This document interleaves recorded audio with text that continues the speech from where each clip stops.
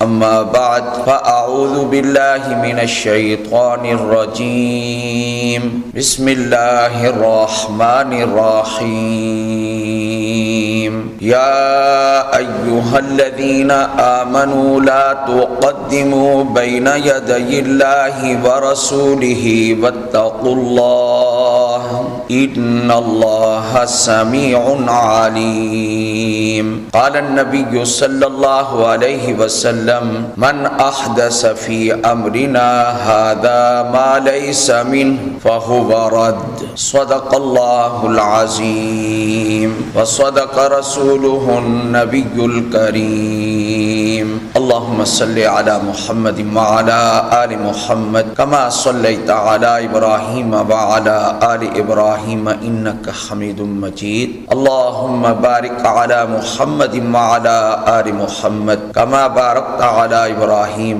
وعلى آل ابراہیم انک حمید مجید۔ مسلمان آزاد نہیں ہے کہ وہ اپنی زندگی جیسے چاہے گزارے، بلکہ اس کو پابند کیا گیا ہے کہ اپنی زندگی اللہ اور اللہ کے رسول صلی اللہ علیہ وآلہ وسلم کے فرامین کے مطابق گزارے۔ اس کو شتر بے مہار نہیں بنایا گیا کہ جیسے چاہے وہ کرتا پھرے۔ قرآن کریم کی جو آیت تلاوت کی گئی ہے، یہ آیت اپنی معنویت کے اعتبار سے بے مثال ہے۔ یا ایھا الذین آمنو، اے ایمان والو، لا تقدموا بین یدی اللہ ورسولہ، اللہ اور اللہ کے رسول صلی اللہ علیہ وآلہ وسلم سے آگے نہ بڑھو، واتقوا اللہ، اور اللہ سے ڈرتے رہو، ان اللہ سمیع علیم، بے شک اللہ سننے والا ہے، جاننے والا ہے۔ اس آیت میں ہمیں ایک اشارہ ملتا ہے، وہ یہ کہ ہر اس کام سے بچیں جس کی شریعت میں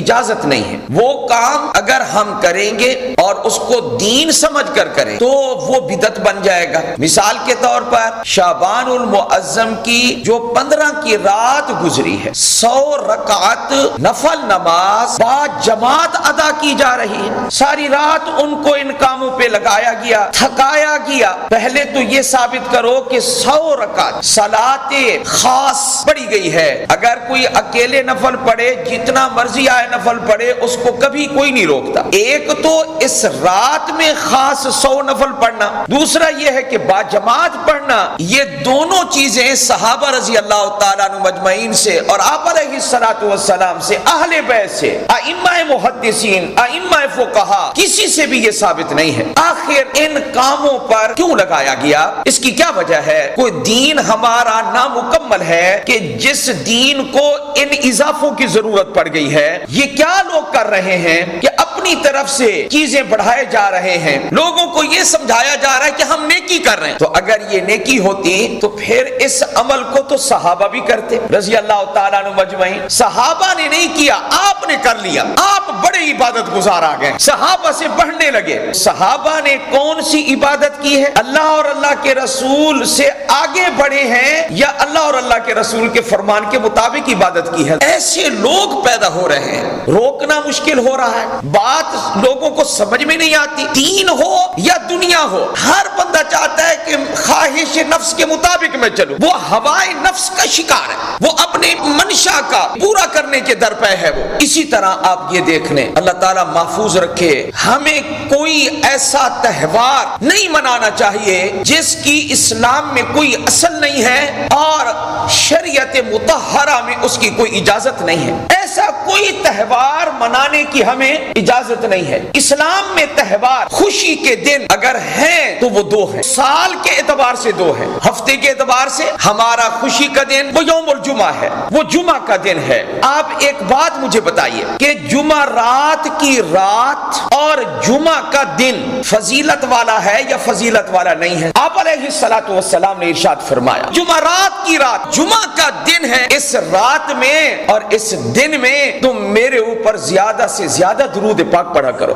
ایک بات سمجھ لیں، درود پاک تو آپ زندگی کے جس حصے میں آپ پڑھیں اللہ تعالیٰ کو بہت پسند ہے۔ ان اللہ و ملائکتہ یصلون علی النبی یا ایھا الذین آمنوا صلوا علیہ وسلموا تسلیما. ہمیں الحمدللہ ان کتابوں سے، علماء سے، اکابر سے جڑے ہوئے الحمدللہ ایک عرصہ ہو گیا ہے، لیکن کبھی کبھار دین کی ایک نئی بات جو ہمیں عرب یا عجم کے بڑے علماء سے پہنچتی ہے، دل کو خوشی بھی ہوتی ہے، اور اس وقت پتہ چلتا ہے کیا کہ ابھی تک تو ہم اس بات سے آگاہ نہیں تھے. اب جو بات میں سمجھانے لگا ہوں یہ اسی ہفتے کے دوران میرے علم میں آئی ہے، وہ یہ جمعرات کی بھی فضیلت ہے اور جمعہ کے دن کی بھی فضیلت ہے. اس لحاظ سے بھی فضیلت ہے کہ آپ علیہ السلام نے درود پاک پڑھنے کا حکم دیا ہے، لیکن احادیث بخاری شریف، مسلم شریف، ابو داؤد شریف، ابن ماجہ، نسائی، طحاوی، آپ کسی بھی کتاب کو، حدیث کی کسی کتاب کو اٹھا کر دیکھ لیں، اللہ اکبر کبیرہ.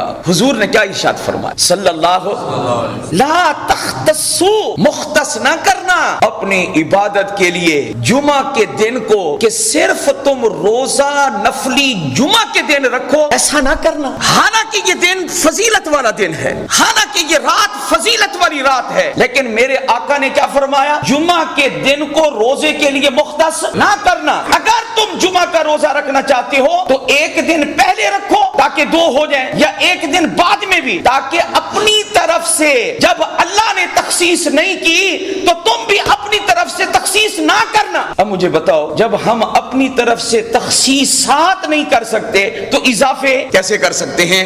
قرآن کریم میں آیا یا ایھا الذین آمنوا لا تقدموا بین یدی اللہ ورسولہ واتقوا اللہ. اے ایمان والو، کبھی بھی اللہ اور اللہ کے رسول سے آگے نہ بڑھنا، اپنی طرف سے اضافے نہ کرنا. واتقوا اللہ، اللہ سے ڈرتے رہنا.